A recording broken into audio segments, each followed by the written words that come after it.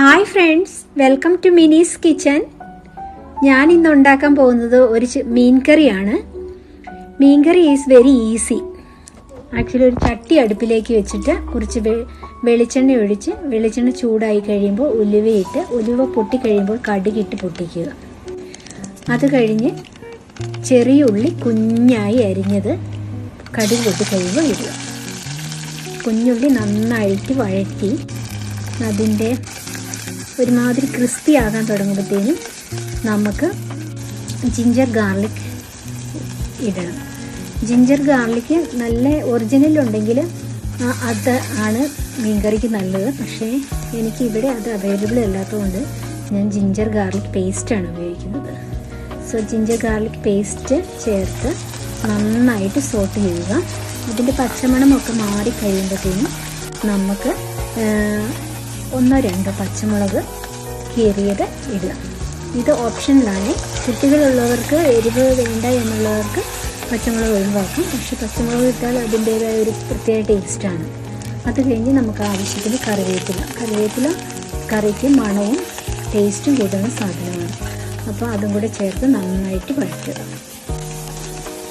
അത് കഴിഞ്ഞിട്ട് നമ്മൾ സ്റ്റൗവ് ചെറുതായിട്ട് സിമ്മിലിട്ടതിന് ശേഷം പൊടികൾ ചേർക്കും. മഞ്ഞൾപ്പൊടി, മുളക് പൊടി. ഞാനിവിടെ ചേർക്കുന്നത് കാശ്മീരി മുളക് പൊടിയാണ്. കാരണം ഞങ്ങൾക്ക് മുളക് അധികം ആവശ്യമില്ലാത്ത ആൾക്കാരാണ്, പിള്ളേരൊക്കെ കൂട്ടേണ്ടിയിട്ടാട്ടോ. സോ അത് നന്നായിട്ട് സോർട്ട് ഔട്ട് ചെയ്തതിന് ശേഷം നമ്മൾ പുളി കഴുകി വെള്ളത്തിലിട്ട് വെച്ചേക്കുന്നത് ആഡ് ചെയ്യും.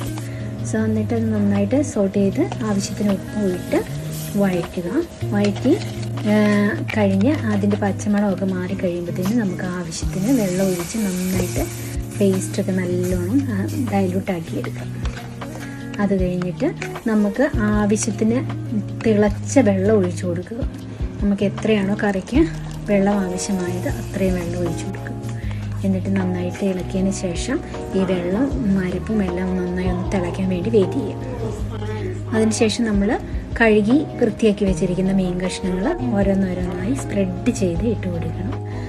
കാരണം വെച്ചിട്ടുണ്ടെങ്കിൽ പിന്നെ ഇളക്കാൻ ഭയങ്കര ബുദ്ധിമുട്ടാണ്. ഇളക്കിയാലും മീൻ കഷ്ണം ഉടഞ്ഞു പോകാനുള്ള ചാൻസും കൂടുതലാണ്.